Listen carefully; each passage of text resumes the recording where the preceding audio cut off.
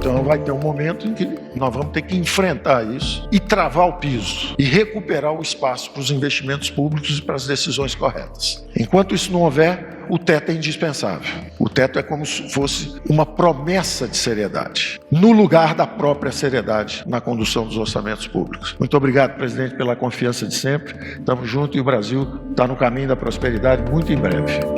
Eu estou tão ligado ao Paulo Guedes, mas tão ligado, que eu moro no Alvorada, ele mora no Torto. Eu não sei qual ministro vai ser demitido na próxima semana pela grande mídia. Eu não estou esperando quem é a bola da vez.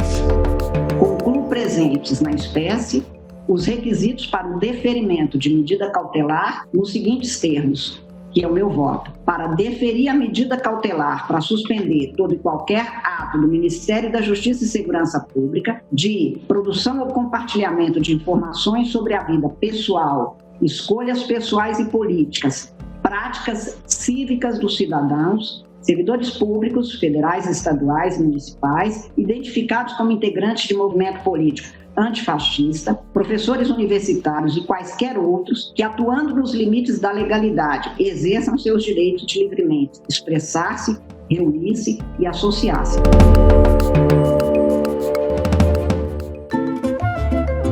Olá, seja muito bem-vindo. Começa agora o Horário de Brasília, o seu podcast de política e economia da CNN. Eu sou Daniela Lima e quem toca esse barco comigo é ela, Renata Agostini. Oi, Renata, muitos assuntos hoje na nossa pauta, né? Benza a Deus, como disse a ministra Carmen Lúcia, que temos a imprensa e temos assunto para comentar. Oi, Dani, olá, nossos amigos aqui que nos acompanham no Horário de Brasília. Vamos começar pelo primeiro tema, manchetado, hein? O STF salvou a Lava Jato. É o seguinte, havia ali pela primeira vez uma previsão, uma projeção bastante segura de que o coordenador da Lava Jato em Curitiba, Deltan Dallagnol, sofreria um revés forte no Conselho Nacional do Ministério Público, o órgão que existe para analisar a atitude, a conduta dos procuradores. Deltan era alvo de 2 ações que estavam pautadas para serem julgadas no dia 18, uma terça-feira. Na véspera, depois das 10 da noite, veio ali uma decisão forte do ministro Celso de Mello, decano do Supremo Tribunal Federal, suspendendo a análise desses 2 processos. Antes disso, Deltan já havia recebido um outro socorro do ministro Luiz Fux. Fux decidiu que uma advertência anteriormente aplicada a Deltan não poderia ser usada caso esses 2 processos fossem julgados, como um antecedente que poderia agravar a punição, uma eventual punição ao procurador. Falando em bom português, Fux limpou a ficha de Deltan Dallagnol, tirando assim a possibilidade de ele ter uma pena mais grave por já ter sofrido uma advertência. O que acontece com essas 2 decisões que não foram proferidas por quaisquer pessoas? Celso de Mello é o decano, o ministro mais antigo, provavelmente o mais respeitado entre os pares do Supremo Tribunal Federal. E Luiz Fux é ninguém mais, ninguém menos que o próximo presidente do Supremo. Ele assume a corte em setembro. O recado de mão dupla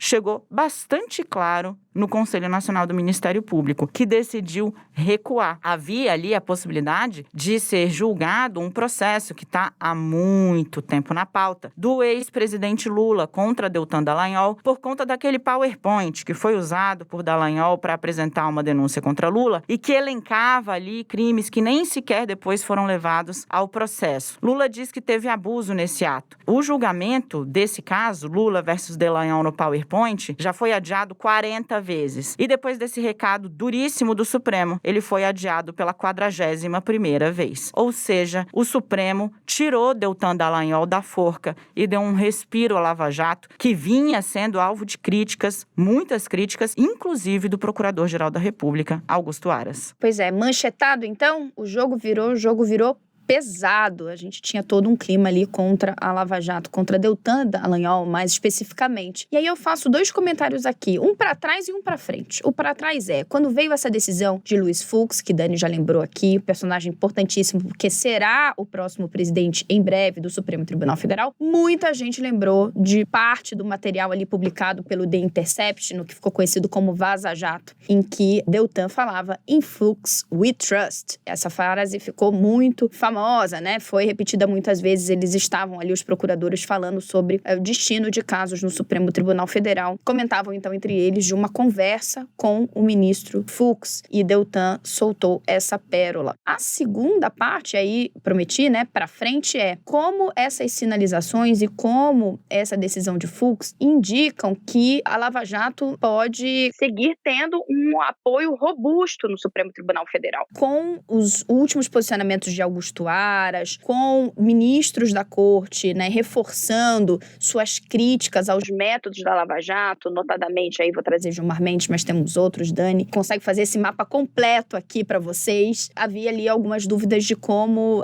penderia essa balança no Supremo Tribunal Federal. E aí a gente tem, não é só um respiro no curto prazo, a gente tem ali umas indicações que você pode ter um respiro mais no longo prazo. Lembrando, claro, quando a gente trouxer assuntos do judiciário aqui, teremos duas mudanças importantíssimas ainda neste ano. Uma é Fux, que passa a ser o presidente, e outra é a saída de Celso de Mello, que terá de se aposentar compulsoriamente, e aí vai dar lugar a um ministro que será indicado por Jair Bolsonaro. E pegando esse gancho que a Renata deixa, nós temos que lembrar que o roteirista de Brasil nunca descansa e sempre prepara um plot twist. E esse plot twist veio ontem, quando o Celso de Mello parece ter antecipado sua saída de cena ali do Supremo, anunciou uma licença médica sem prazo para terminar. E aí a decisão dele sobre o Conselho Nacional do Ministério Público, essa que salvou Dallagnol da forca, pode parar nas mãos de Gilmar Mendes. Essa apuração é da analista da CNN, a Thaís Arbex. E aí tem um novo plot twist. O Lula tá querendo ir ao Supremo, dizer, meus amigos, é o seguinte, 41 vezes a minha queixa contra Deltan Dallagnol entrou na pauta e não foi julgada. Tá certo isso? Esse órgão não tem que julgar? Por quê? Porque em setembro, na primeira quinzena de setembro, prescreve, ou seja, acaba o prazo para que essa queixa seja analisada. E isso pode acontecer, ou seja, essa batalha Lula versus Dallagnol no CNMP, ela pode migrar para o Supremo no momento em que Celso de Mello se retirou para a licença médica. Pam-pam. O que é pam-pam? Não sei, acabei de criar como uma coisa tan-tan nos filmes, sabe? Eu poderia ter feito com mais energia. Podia. Tan-tan. Aguarde cenas dos próximos capítulos.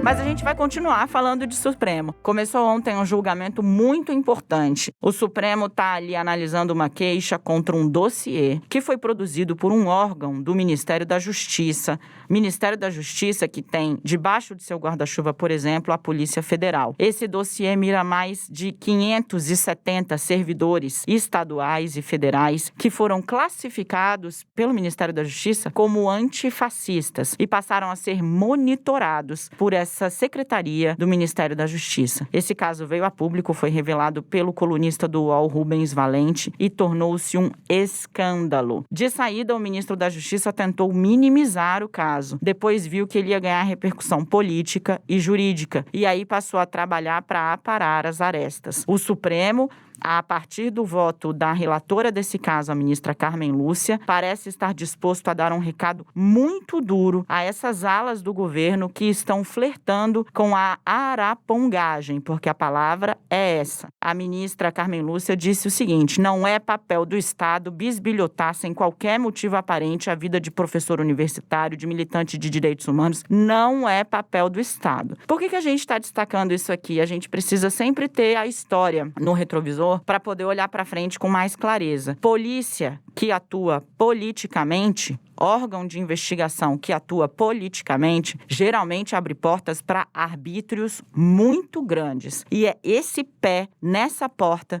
que o Supremo quer colocar. Foi pelo menos o que sinalizou ali a ministra Carmen Lúcia em seu voto. E ministros com os quais eu conversei, que são menos, digamos assim, menos incisivos na crítica, também admitem que é preciso, no mínimo, estabelecer limites para a produção desse tipo de documento. É importante, então, né, Renata, a gente acompanhar o desdobramento desse julgamento, que continua hoje, nesta quinta, enquanto estamos aqui falando com vocês no horário de Brasília. Importantíssimo, não só pelo risco, pela as sinalizações de um movimento grave, é preciso dizer as palavras, é grave. Se o governo decidiu ali dentro do Ministério da Justiça monitorar cidadãos, pessoas, servidores por seus posicionamentos políticos tão e somente ou por eventualmente terem posições contrárias ao governo de plantão, isso é grave, gravíssimo. E aí eu quero destacar um trecho, Dani já destacou um, mas queria trazer outro, do voto da ministra Carmen Lúcia, em que ela diz que o ministro da Justiça havia dito, né, que não sabia da existência de nenhum relatório ou dossiê, mas que só teve conhecimento do caso pela imprensa. E aí, abre aspas, ministra Carmen Lúcia, benza a Deus pela imprensa livre do país. Benza a Deus a imprensa livre do meu país. Benza a Deus que nós temos ainda um poder judiciário que toma conhecimento disso e que dá a importância devida para a garantia da democracia,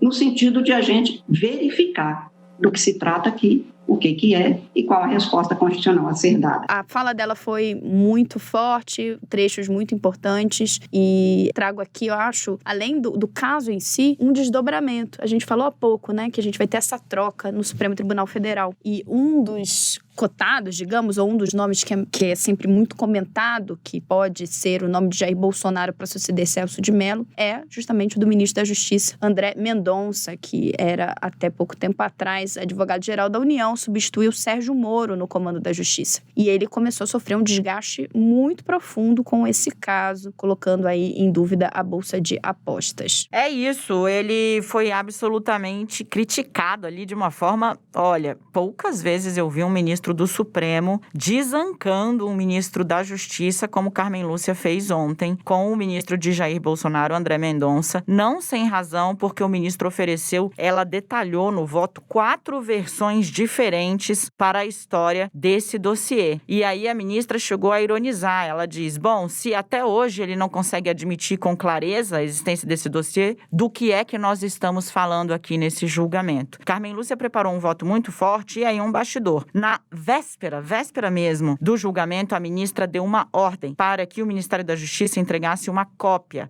do dossiê a todos os ministros. Quem conhece Carmen Lúcia viu nisso uma forma de tentar dizer, caros colegas, se meu voto não for o suficiente para fazer com que vocês entendam a gravidade do que estamos falando, tá aí a papelada para que vocês vejam com seus próprios olhos. Vamos acompanhar, porque sim, é uma sinalização importante. Lembrando que semana passada, coisa de 10 dias, o Supremo fez coisa parecida com a ABIN, que também estava levantando ali, se apropriando de dados de cidadãos sem ordem judicial. Ou seja, é travar o flerte do governo com a arapongagem. Um efeito da saída de Celso de Mello, dessa troca, que a gente comentou há pouco, é, por exemplo, num caso que está ali meio parado, mas muito importante, que é se o presidente Jair Bolsonaro interferiu na Polícia Federal. Esse caso está sob a relatoria de Celso de Mello. A última movimentação ali, né, uma expectativa para ele decidir como seria o depoimento de Jair Bolsonaro. A Polícia Federal avisou ao Supremo que as investigações estavam avançadas, que precisava ouvir o presidente da República nesse caso, e até agora nada. Então a gente está agora num suspense para saber se Celso de Mello retorna, a corte dá essa decisão, ou se aí a gente vai ter, de novo, plot twist, como o Dani lembrou há pouco, roteirista de Brasil, e esse caso vai para outro ministro. Lembrando que na condução até agora desse inquérito, Celso de Mello foi muito duro, né? Até decidiu ali que aquele vídeo da reunião ministerial do dia 22 de abril tinha que ser divulgado na íntegra. Ele não deixou barato para o governo até agora, não. Daqui a pouco vai aparecer um araponga em Atibaia. A gente pode esperar por isso.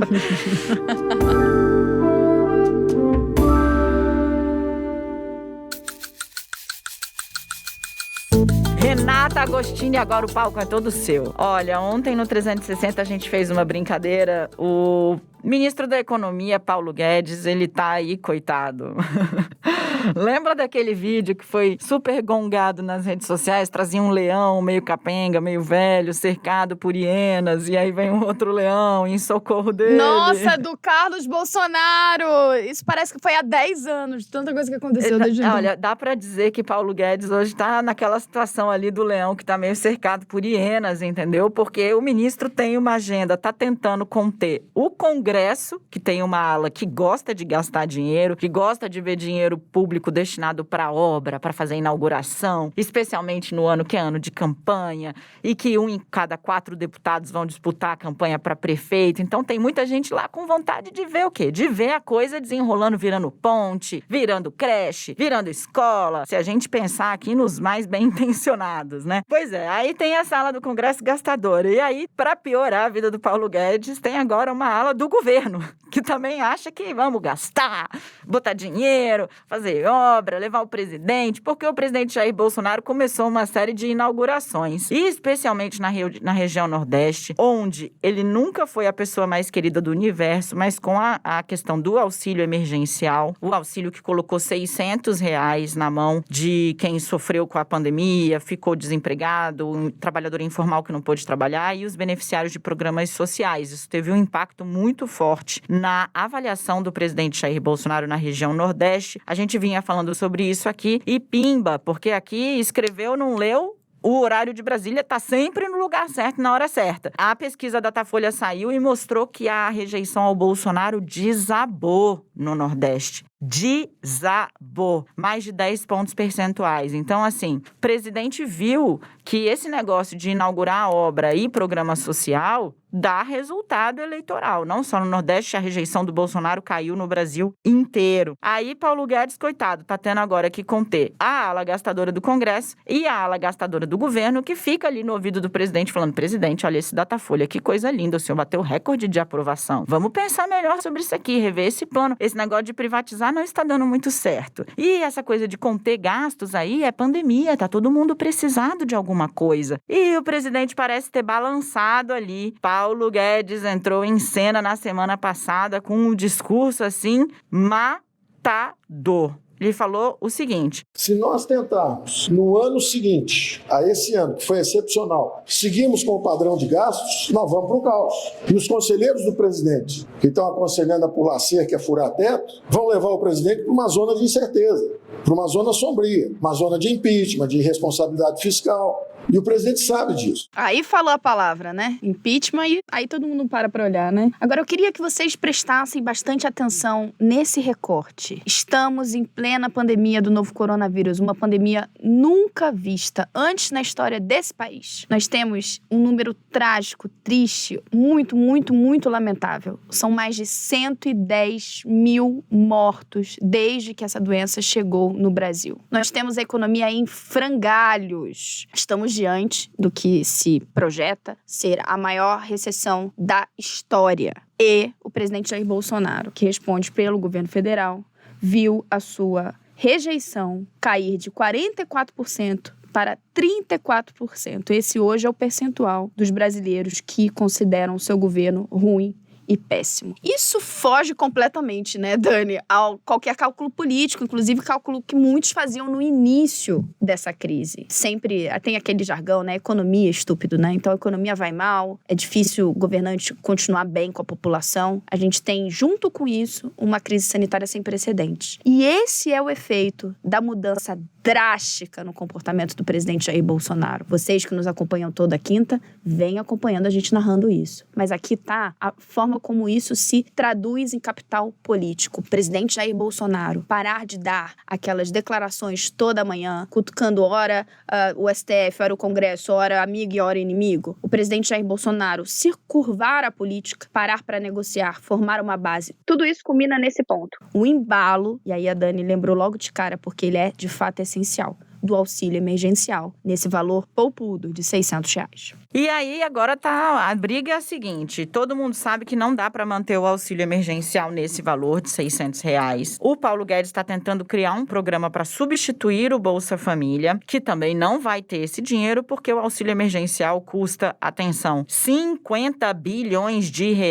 por mês para o Caixa da União, que aí eu falo Caixa da União, você pensa, que é isso, né? Na verdade, é o meu, o seu, o nosso suado dinheirinho gasto, pago em impostos impostos devidos ao governo, impostos que estão embutidos em todo tipo de coisa que você consome, é daí que vem esses 50 bilhões de reais. Bom, a discussão agora é qual é o tamanho do dinheiro que vai substituir o auxílio emergencial. A equipe econômica apurou a Renata Agostini ontem, estava cravando ali em R$250, o que dá para fazer, né, Renata, a prorrogação do auxílio. Mas a gente sabe que essa ala aí do governo que tá querendo gastar, né, tá ali sempre chorando por uma coisinha a mais, né? A equipe econômica quer muito que fique em R$250. E aí tem duas contas. Uma não é exatamente pensando nesse ano, porque esse ano a gente vai ter aí um déficit histórico e o governo tá liberado das regras fiscais, porque o Congresso deu uma autorização especial ali dizendo que, olha, realmente esse ano tá difícil, pandemia tá dureza, então podem gastar. No ano que vem a gente volta a falar das regras fiscais. A preocupação da equipe econômica, e aí eu conversei com algumas pessoas e mais detalhadamente com integrantes do alto escalão do Ministério da Economia, a preocupação é com a sinalização para frente. O que é isso? Bem, o Renda Brasil, que é esse nome que eles falam para o novo Bolsa Família, o Bolsa Família de Jair Bolsonaro, ele só começaria a valer a partir de janeiro de 2021. Mas a equipe de Guedes quer que agora, no final do ano, já se comece a pagar o valor de referência para o Renda Brasil. E aí que esses R$250 entram. R$600, todo mundo já sabia que não dava, que não era sustentável, não cabe, ainda mais considerando que no ano que vem essas regras fiscais voltam a valer. Então a gente tem aí teto do gasto, que limita as despesas, regra de ouro, que não permite que o governo crie dívida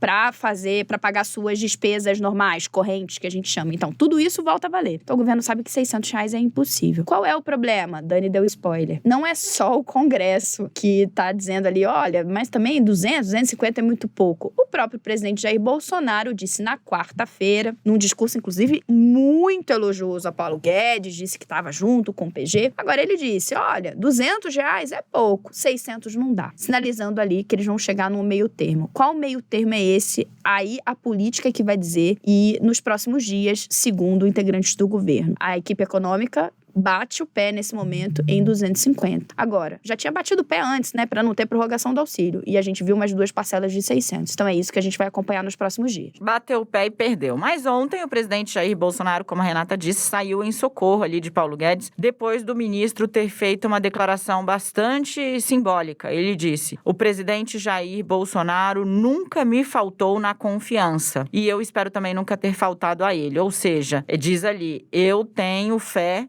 de que o presidente vai estar comigo. E Bolsonaro voltou ali também dizendo, não, Paulo Guedes, estamos junto, PG, é isso aí. Problema, né? Paulo Guedes passou a ser criticado por deputados, por senadores e por militares, que são conselheiros do presidente. Renata, inclusive, apurou uma coisa muito saborosa, que ele tem sido chamado de intransigente, inflexível, um cara difícil de chegar no meio termo. A gente até brincou ontem no 360 que o Bolsonaro estava ali, né, fazendo aquele afago no Paulo Guedes, meio que cantando, né? Então me ajude a segurar essa barra que é gostar de você, então me ajude a segurar essa barra que é gostar de você. E além de ter esse sinal aí do Jair Bolsonaro, como eu tô num dia pop aqui, né? Tem aí pra você entender um cara com quem Paulo Guedes já se estranhou muito publicamente. Eles vivem uma relação de altos e baixos, né? E nessa loucura de dizer que não te quero, Rodrigo Maia virou o escudeiro de Paulo Guedes nesse momento em que partidos importantes do centro, que é a nova base do presidente Jair Bolsonaro, PP, PRB, PL, flertam ali sim com uma ideia de gastar mais dinheiro do que se poderia nesse momento. Rodrigo Maia, então, aí, o cavaleiro das trevas, esse Batman improvável, tá saindo aí em defesa de Paulo Guedes, falando, não vai ter jeitinho, não vai ter gasto por fora, a gente tem que manter os gastos dentro do teto, a gente não vai deixar a gastança com funcionalismo público. Então virou aí esse protetor improvável de Paulo Guedes. Problema, a ver até quando isso dura, porque divergências notícias geralmente são muito mal encaradas pelo ministro da Economia. Por exemplo, ontem o Senado derrubou aí, né, Renata, um veto do presidente que congelava reajustes de servidores. Esse gesto, se for chancelado pela Câmara, vai ter o custo, assim, da bagatela de 120 bilhões de reais, segundo o Ministério da Economia. E aí, Paulo Guedes, diante dessa derrota, virou e falou que os senadores cometeram um crime contra o Brasil. Então, o ministro tem essa fala, digamos assim, bastante incisiva, que muitas vezes amplia seus problemas com a política. Bem, então agora a saga do governo é segurar isso na Câmara dos Deputados. Aparentemente, a coisa está encaminhada no seguinte pé. Rodrigo Maia aceita segurar ali na unha, tá ajudando a negociar para que esse veto não seja derrubado. Agora, se nada der jeito, eles vão fazer alguma manobra para ao menos adiar e dar mais tempo ao governo para montar sua articulação, que foi falha, foi um erro enorme ali o que aconteceu no Senado. A articulação do governo deixou, os líderes do governo deixaram as bancadas muito soltas, muito livres, foi isso que me falaram logo hoje de manhã, e aí deu no que deu, abre aspas, de um líder. Olha, o governo parece que esqueceu que esse é um tema de forte apelo, não dava para deixar solto da forma como deixou. Bem, derrota e agora a Câmara vai ter que segurar. E a gente segue acompanhando tudo aqui de muito perto para você, de vez em quando fazendo brincadeira, levando a linguagem para uma coisa mais tranquila, porque, né, de má notícia a gente já tá cheio e às vezes dá para passar a má notícia com algum humor. Renata Agostini, até semana que vem aqui no Horário de Brasília. Até, Dani, até lá, nossos amigos ouvintes aqui do Horário de Brasília.